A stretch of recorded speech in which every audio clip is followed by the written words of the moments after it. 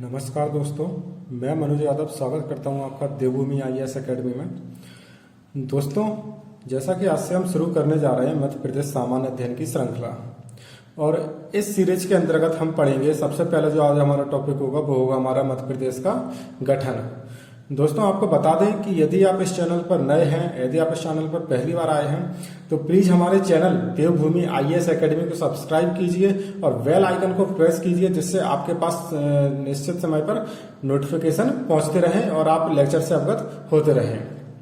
और साथ ही दोस्तों, यदि आप इस लेक्चर की पीडीएफ प्राप्त करना चाहते हैं तो आप हमारे टेलीग्राम चैनल, जो कि हमारा MPPSC मेंस 2020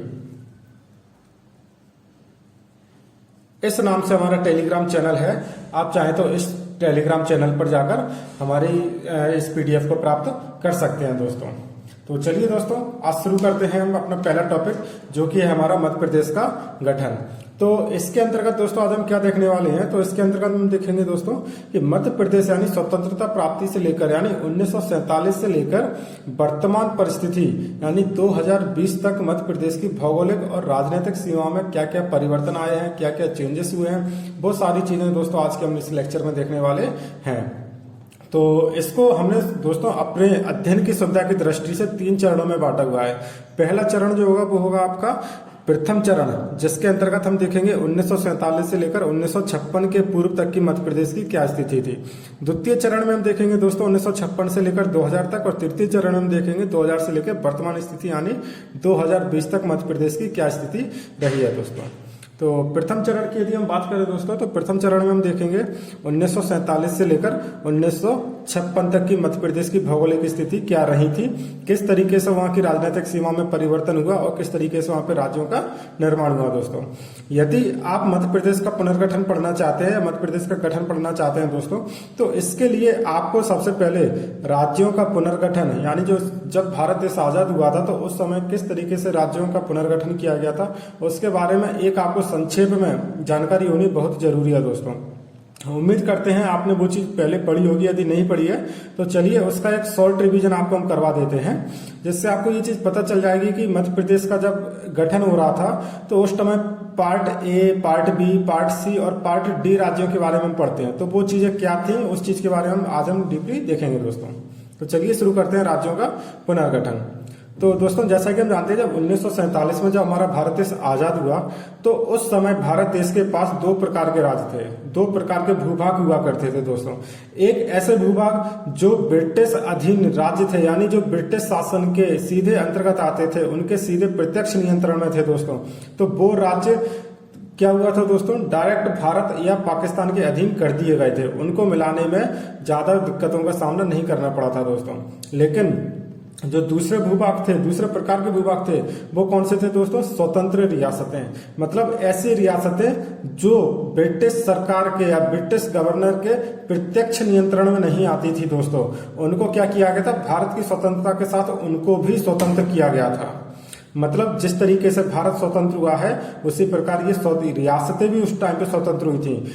अब इन रियासतों के सामने दोस्तों 3 प्रकार के ऑप्शन रखे गए थे दोस्तों। क्या ऑप्शन रखे गए थे, पहला ऑप्शन ये था कि या तो वो स्वतंत्र रियासतें, जो रियासतें थी वो अपना अस्तित्व स्वयं बनाए रखें यानी अपने आप को स्वतंत्र घोषित कर दें। दूसरा ऑप्शन था कि वो अपना विलय भारत राज्य में कर दें, या तीसरा ऑप्शन क्या था, वो अपना विलय कहां कर दें दोस्तों, पाकिस्तान में कर दें।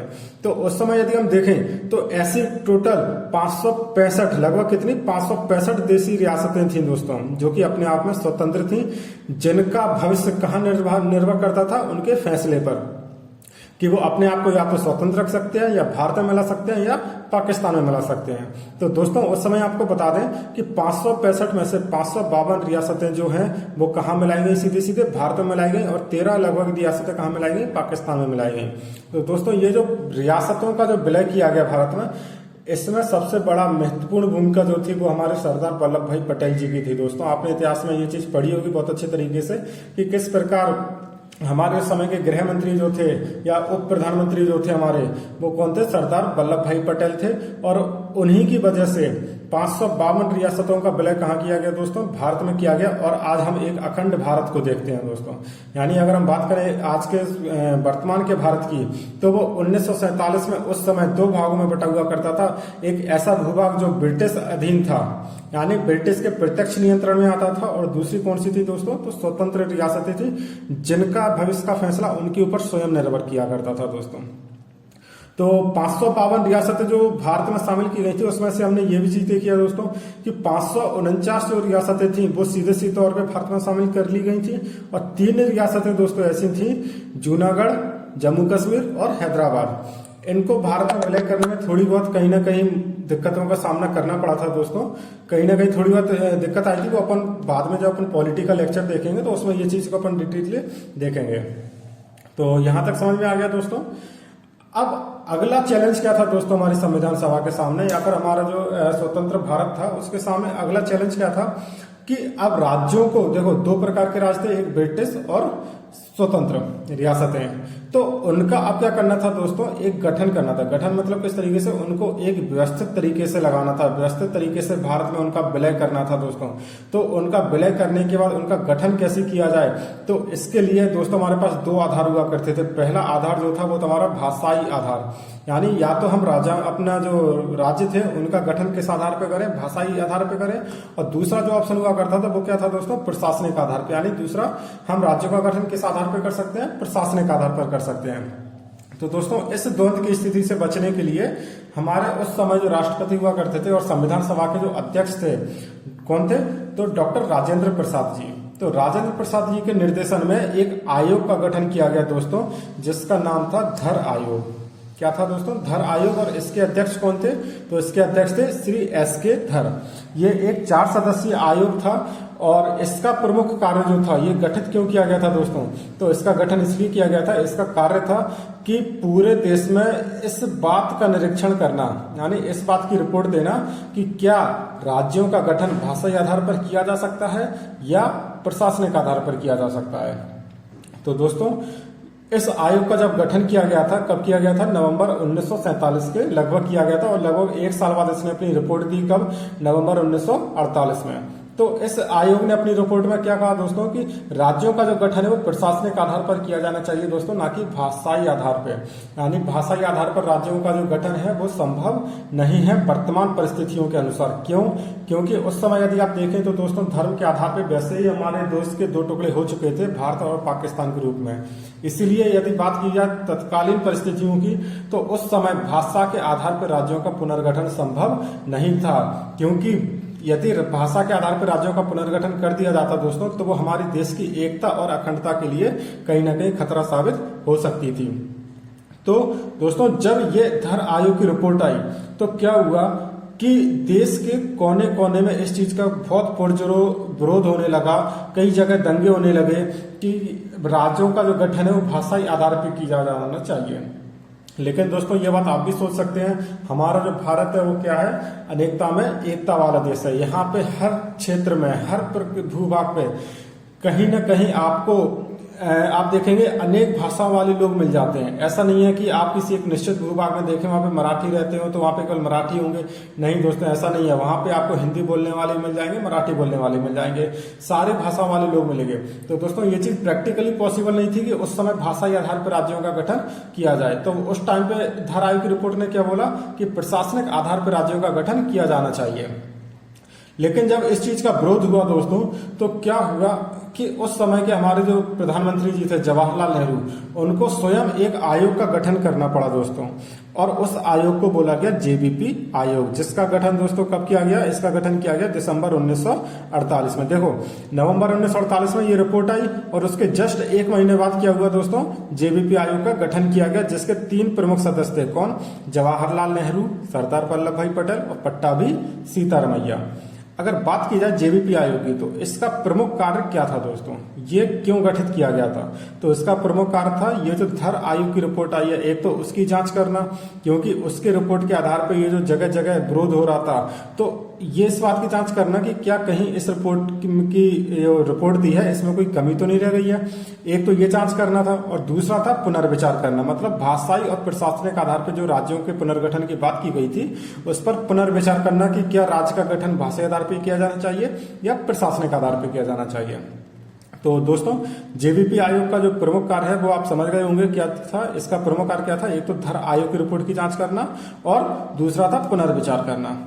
तो इसके बाद देखो दोस्तों, जब इस आयोग ने अपना कार्य करना शुरू किया और लगभग 1949 में यानी मार्च 1949 के समथिंग जब इसने अपनी रिपोर्ट प्रस्तुत की तो इसने भी अपनी रिपोर्ट में क्या कहा दोस्तों कि राज्यों का गठन जो है वो भाषाई आधार पर नहीं होना चाहिए, यानी भाषाई आधार पर राज्यों का गठन अस्वीकार कर दिया गया और इन्होंने माना कि प्रशासनिक आधार पर ही राज्यों का गठन किया जाना उचित रहेगा दोस्तों। यानी राज्यों का गठन किस आधार पर किया जाना चाहिए, तो प्रशासनिक आधार पर किया जाना चाहिए दोस्तों। अब देखो यहाँ पे दोस्तों एक चीज क्लियर हो गई आपको, ये यानी जब संविधान लागू हो रहा था तो उस समय आपको इन दोनों आयोगों के बारे में बिल्कुल कंठस्थ याद कर लेना है। कई बार एग्जाम में पूछा जाता है, एक धर आयोग के बारे में और दूसरा जेबीपी आयोग के बारे में। तो इन दोनों का गठन दोस्तों कब किया गया था, तो इन दोनों का गठन किया गया था हमारा संविधान लागू होने से पूर्व राज्यों के पुनर्गठन को लेकर। फिर क्या हुआ दोस्तों, अंततः जब इन दोनों की रिपोर्ट सामने आई, इन दोनों आयोगों की रिपोर्ट सामने आई तो अंततः आखिरी में 26 जनवरी 1950 को प्रशासनिक आधार पर, किस पर दोस्तों, प्रशासनिक आधार पर राज्यों के गठन को मंजूरी दे दी गई। अब प्रशासनिक आधार पर जब राज्यों के गठन को मंजूरी दे दी गई तो क्या हुआ, उसके बाद प्रशासनिक आधार पर हमारे राज्यों को बांटा गया। तो आगे चल के हम देखते हैं दोस्तों किस प्रकार प्रशासनिक आधार पर हमारे संपूर्ण भारत को 4 भागों में विभाजित किया गया दोस्तों। कितने आधार पे, 4 राज्यों में विभाजित किया गया, जिसको अपन क्रमशः part A, part B, part C और पार्ट डी बोलते हैं। तो चलिए दोस्तों देखते हैं पार्ट ABCD के बारे में। तो दोस्तों जैसा कि हम बात करते हैं पार्ट ए की, तो पार्ट ए के अंतर्गत क्या था दोस्तों, पार्ट ए में ऐसे राज्यों को शामिल किया गया था जो कि ब्रिटिश शासन के अधीन राज्य थे, यानी जो ब्रिटिश शासन के प्रत्यक्ष नियंत्रण में आते थे, या फिर हम बोल सकते हैं भारत शासन अधिनियम 1935 के अंतर्गत जो भी शामिल राज्य थे वो कहाँ शामिल किए गए भारत में, तो पार्ट ए में शामिल किए गए। पार्ट बी की बात करें तो ध्यान रखना दोस्तों, पार्ट बी और सी में रियासतों का विलय किया गया था, किसका, देशी रियासतों का।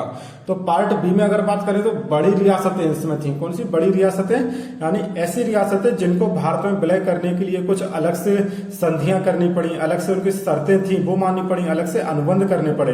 तो ऐसी रियासतें कहाँ शामिल की गई, पार्ट बी में। और साथ में इनको प्रीवी पर्स का दर्जा भी दिया गया दोस्तों। किसका दर्जा दिया गया, प्रीवी पर्स का दर्जा दिया गया। तीसरा जो था आपका पार्ट सी, पार्ट सी में क्या था, छोटी रियासतें थी, यानी ऐसी रियासतें जो अपनी स्वेच्छा से भारत में विलय करवाना चाहती थी और उनको विलय करने में भारत को ज्यादा मुश्किलों का सामना नहीं करना पड़ा, वो सीधे सीधे कहा पार्ट सी में शामिल की गई।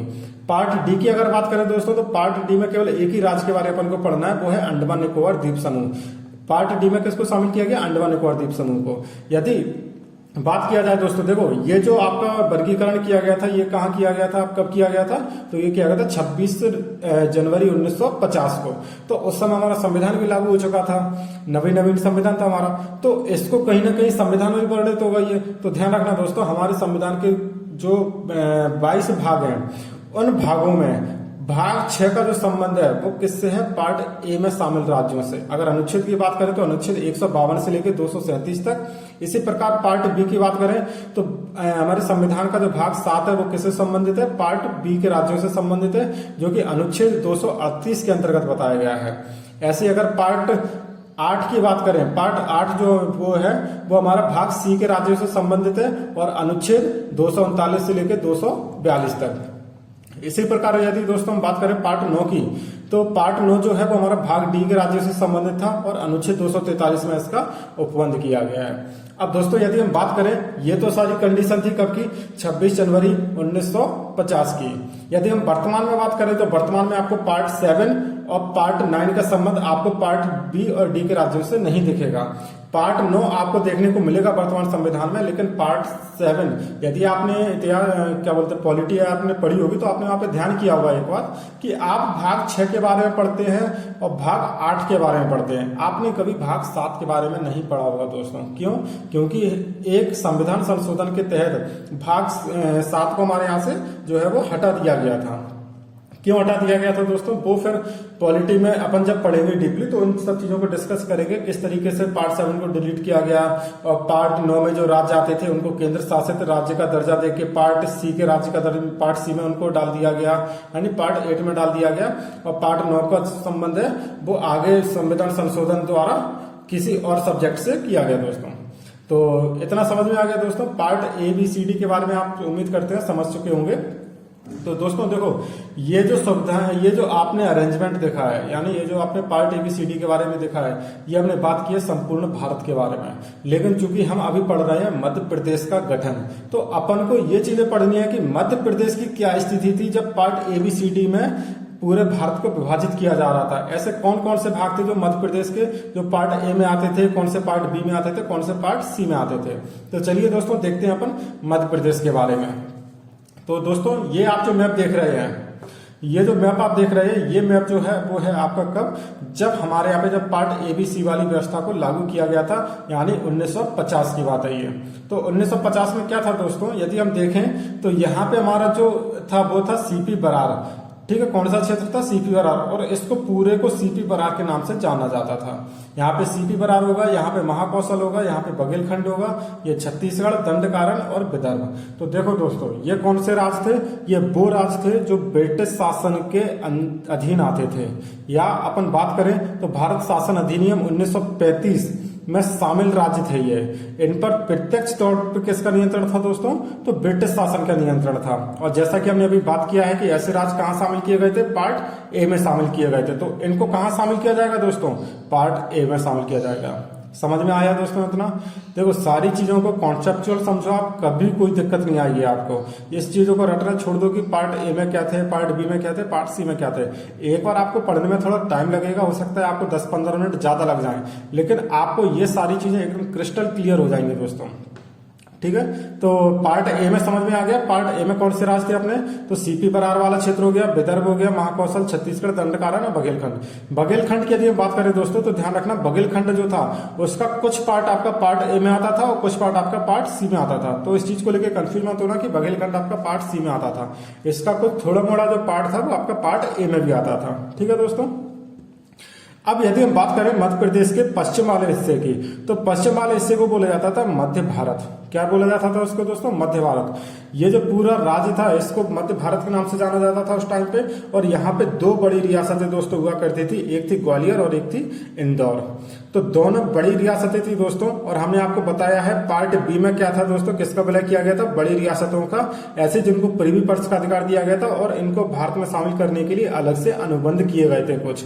तो ध्यान रखना दोस्तों, ऐसे ही कुछ अनुबंध किए गए किनके साथ, ग्वालियर की रियासत के साथ और इंदौर की रियासत के साथ, ठीक है दोस्तों।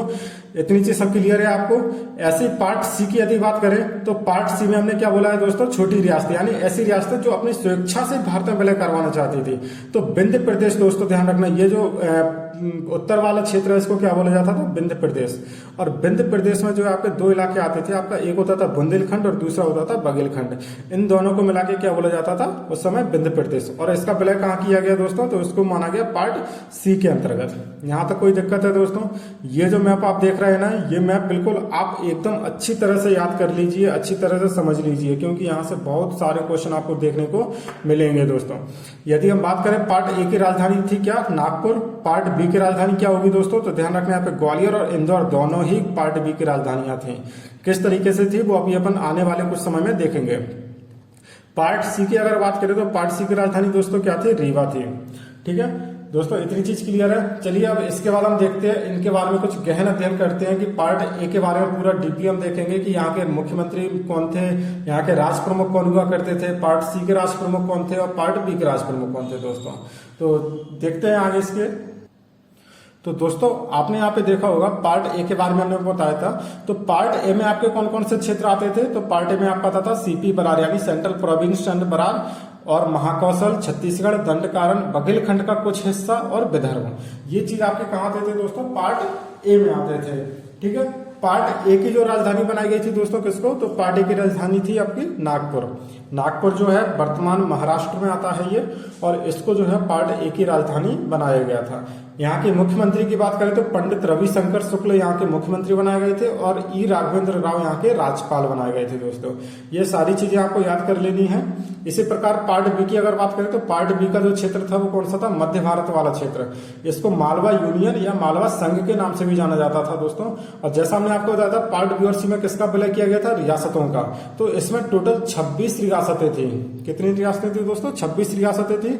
और इसकी जो राजधानी है वो किसको, हमने बोला 2 राजधानियां थी, एक ग्वालियर थी, एक इंदौर थी। अब हुआ क्या दोस्तों, देखो जैसा हमने आपको बताया था कि पार्ट बी में ऐसी रियासतों को शामिल किया गया था जो थोड़ी बड़ी रियासतें थी और जिनको भारत में शामिल करने के लिए कुछ अलग से शर्तों को मानना पड़ा था उनकी। तो जब ग्वालियर और इंदौर का जब भारत में विलय किया जा रहा था तो दोनों रियासतें जो थी वो बड़ी रियासतें मानी जाती थी उस समय की, और इन दोनों रियासतों का भारत में विलय करने के लिए कुछ अलग से इनकी शर्तें थी और इनके कुछ अलग से अनुबंध करना पड़ा इन लोगों के साथ।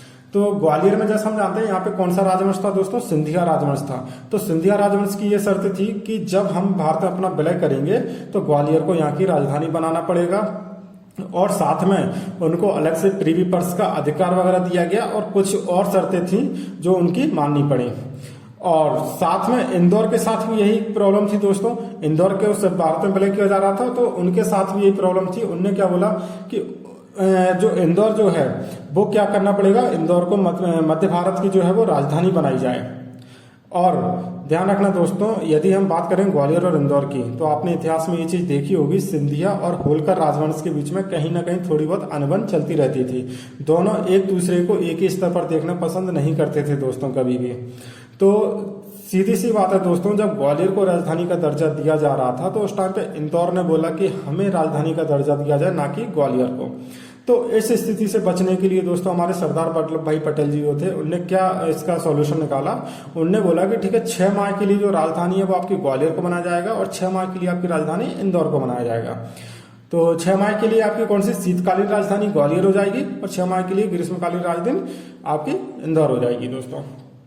तो इसके बाद जब दोनों 6 माह के लिए राजधानी बनाई गई दोस्तों, तो फिर से इन दोनों के बीच में थोड़ी बहुत अनबन हुई और कहीं ना कहीं एक विरोध का भाव उत्पन्न होने लगे कि यार दोनों को एक साथ में कैसे आप राजधानी बना सकते हैं। तो यहाँ पे ग्वालियर, चूंकि ग्वालियर का भूभाग थोड़ा बड़ा था, हम बता दें आपको, इंदौर के परिप्रेक्ष्य में अगर हम बात करें ग्वालियर के पास थोड़ा ज्यादा बड़ा भूभाग था और जनसंख्या भी ज्यादा थी। तो ग्वालियर ने बोला कि हमारा भूभाग बड़ा है तो हमको राजधानी बनाइए ज्यादा समय के लिए, या फिर हमको ही राजधानी बनाइए। तो उस समय क्या सॉल्यूशन निकाला कि ठीक है 6.5 माह के लिए, 6.5 माह के लिए ग्वालियर को राजधानी बनाया गया और 5.5 माह के लिए इंदौर को। तो आपको दोस्तों फाइनली इतना ही याद रखना है, केवल ये सारी कहानी थी आपको, जो इतना ज्यादा याद नहीं रहेगी तो भी कोई दिक्कत नहीं है। आपको केवल इतना सा याद रखना है कि पार्ट बी की 2 राजधानियां हुआ करती थी, एक ग्वालियर और एक इंदौर। ग्वालियर जो थी वो शीतकालीन राजधानी थी 6.5 माह के लिए, और इंदौर जो थी ग्रीष्मकालीन राजधानी थी 5.5 माह के लिए। खत्म दोस्तों, इतनी चीज एकदम क्लियर याद रखना। इसके बाद यदि बात की जाए तो पार्ट बी के जो राज प्रमुख थे दोस्तों वो कौन थे, जीवाजीराव सिंधिया। जीवाजीराव सिंधिया कौन थे, यहाँ के राज प्रमुख थे। और उप राज प्रमुख यहाँ के कौन होंगे, यशवंत राव होलकर जी। यहाँ के मुख्यमंत्री कौन होंगे दोस्तों, लीलाधर जोशी। और राज्यपाल कौन होंगे, तखतमल जैन। यहाँ पे एक फैक्ट दोस्तों और याद रखना कि जब 1956 की यदि हम बात करें, जब राज्य पुनर्गठन आयोग के तहत जब मध्य प्रदेश का गठन किया जा रहा था तो उस समय जो है मध्य भारत के मुख्यमंत्री कौन थे, तखतमल जैन। वहां पे लीलाधर जोशी जी का इस्तीफा हो गया था और तखतमल जैन जी तो उस टाइम के मुख्यमंत्री थे। अब तो आपको कहीं कहीं पढ़ने को ये चीज हो सकती है, मिल जाए कि राज्यपाल मतलब पार्ट बी के जो मुख्यमंत्री थे 1956 में वो कौन थे, तखतमल जैन। ठीक है दोस्तों, आगे चलते हैं। पार्ट सी में यदि हम देखते हैं तो पार्ट सी में कौन सा था आपका क्षेत्र, विंध्य प्रदेश वाला क्षेत्र था। और यहाँ पे टोटल 38 रियासतें आती थी। कितनी, 38 रियासतें आती थी। और ये वो रियासतें थी जिनने अपनी इच्छा से यानी स्वेच्छा से अपना विलय कहाँ किया था, पार्ट सी में किया था। यानी विंध्य प्रदेश की 38 रियासतों को कहाँ शामिल किया गया, पार्ट सी के अंतर्गत शामिल किया गया दोस्तों। यहाँ की यदि राजधानी की बात की जाए तो यहाँ की राजधानी कौन थी, रीवा थी। और यहाँ के राज प्रमुख कौन थे, मार्तंड सिंह जूदेव थे, जो कि रीवा के प्रमुख थे। अब बात की जाए विंध्य प्रदेश की तो हमने आपको बताया था विंध्य प्रदेश जो है वो 2 हिस्सों को मिला के बना था। एक था बुंदेलखंड और दूसरा था बघेलखंड। बघेलखंड का कुछ भाग था अपना, आप थोड़ा बहुत भाग था वो था पार्ट ए में शामिल था, लेकिन जो मेजर पार्ट था वो पार्ट सी में शामिल था। तो बुंदेलखंड जो था, बुंदेलखंड की अगर हम बात करें तो उस समय के बुंदेलखंड के मुख्यमंत्री कौन हुआ करते थे, तो कामता प्रसाद सक्सेना जी आपके बुंदेलखंड के मुख्यमंत्री हुआ करते थे। और अवधेश प्रताप सिंह जो है वो आपके कहाँ के बघेलखंड के मुख्यमंत्री हुआ करते थे। लेकिन ये जो आप कंडीशन देखते हैं ये आपकी रहेगी कब तक, 1952 तक। लेकिन हम आगे चल के देखते हैं कि 1952 में पहली बार भारत में आम चुनाव करवाए जाते हैं और उस समय जब आम चुनाव होते हैं तो उस समय बुंदेलखंड और बघेलखंड को सम्मिलित रूप से एक चुनाव करवाए जाते हैं और वहां पे एक ही मुख्यमंत्री निकल के आते हैं जिनका नाम होता है पंडित शंभुनाथ शुक्ल। तो इतनी सारी चीजें आपको दोस्तों एकदम याद रखनी है, एग्जाम में कहीं से कुछ भी पूछ सकते हैं दोस्तों। तो इसके बाद दोस्तों एक चीज और देखते हैं अपन, भोपाल राज्य के बारे में और थोड़ा पढ़ लेते हैं। जो भोपाल राज्य है दोस्तों, आपने पढ़ा होगा, जो भोपाल राज्य जो है, जब भारत में जब भोपाल का विलय किया जा रहा था तो भोपाल राज्य इतनी आसानी से मानने वाला नहीं था और वहां के जो शासक थे हमीदुल्लाह खान अपना विलय भारत में करवाना नहीं चाहते थे और वो अपने आप को स्वतंत्र रखना चाहते थे दोस्तों। तो क्या हुआ उस समय, जब ये बात जब वहां की जनता को पता चला तो वहां की जनता ने विद्रोह कर दिया और साथ में हमारे जो उस टाइम पे लौह पुरुष जी थे, कौन, सरदार वल्लभ भाई पटेल, उनके द्वारा दबाव बनाया गया और उनके द्वारा बनाए गए दबाव के कारण ही 1 जून 1949 को भारत में भोपाल राज्य का विलय कर दिया गया। और किस राज्य के अंतर्गत किया गया दोस्तों, कौन से पार्ट के अंतर्गत किया गया, तो पार्ट सी के अंतर्गत किया गया। ध्यान रखना दोस्तों, यहाँ पे ना तो पार्ट ए के अंतर्गत भोपाल का विलय किया जाएगा, क्यों, क्योंकि पार्ट ए में वो राज्य होते थे जो डायरेक्ट ब्रिटिश गवर्नमेंट के अंदर आते थे, ठीक है। पार्ट बी में क्या होता था, बड़ी रियासतें होती थी दोस्तों, और पार्ट सी में क्या होती थी, छोटी रियासतें। तो भोपाल राज्य का जो विलय है वो कहाँ किया गया दोस्तों, पार्ट सी के अंतर्गत किया गया था। कहाँ पे, पार्ट सी में। और यहाँ के जो मुख्यमंत्री बनाए गए वो किसको बनाया गया, डॉक्टर शंकर दयाल शर्मा को यहाँ का मुख्यमंत्री बनाया गया दोस्तों। इसी प्रकार आगे चल के हम देखेंगे 1 नवंबर 1956 को मध्य प्रदेश की राजधानी किसको घोषित किया जाएगा दोस्तों, भोपाल को घोषित किया जाएगा।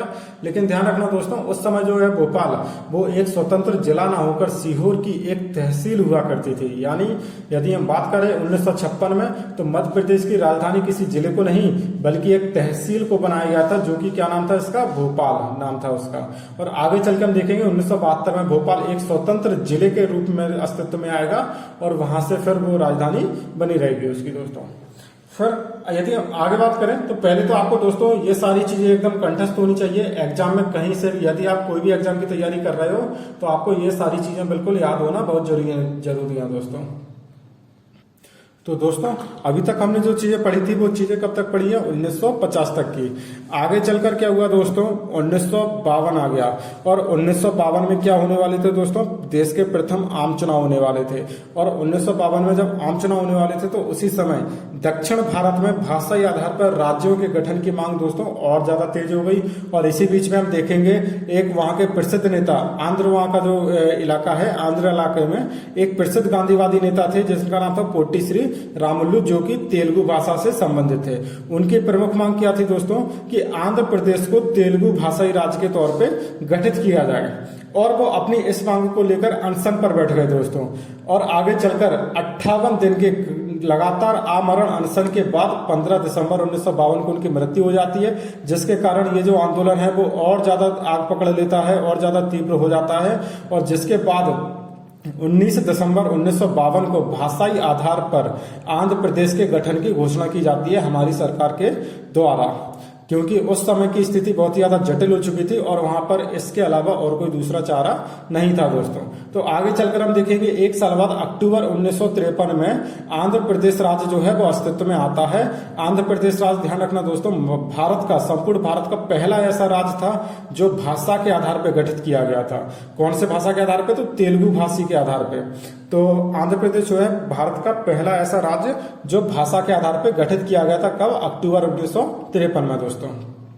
तो क्या हुआ दोस्तों, आगे चल के जब आंध्र प्रदेश का गठन हो गया तो इसी प्रकार यानी इसी चीज को देखते हुए देश के अन्य राज्यों में भी तीव्र विद्रोह शुरू हो गए और ज्यादा भाषाई आधार पर राज्यों के गठन की मांग और ज्यादा तेज हो गई, जिसके परिणाम स्वरूप 22 दिसंबर 1953 को राज्य पुनर्गठन आयोग की घोषणा की गई हमारी सरकार के द्वारा दोस्तों। तो क्या हुआ, उस टाइम पे मजबूरी बस हमारी सरकार को ये बात उनकी माननी पड़ी और राज्य पुनर्गठन आयोग की घोषणा की गई, जिसके अध्यक्ष दोस्तों किसके बनाए गए, डॉक्टर फजल अली, जो कि हमारे सुप्रीम कोर्ट के पूर्व न्यायाधीश भी रहे हैं, न्यायमूर्ति रहे हैं। इसके 2 अन्य सदस्य थे, हृदयनाथ कुंजरू और के.एम. पणिक्कर दोस्तों।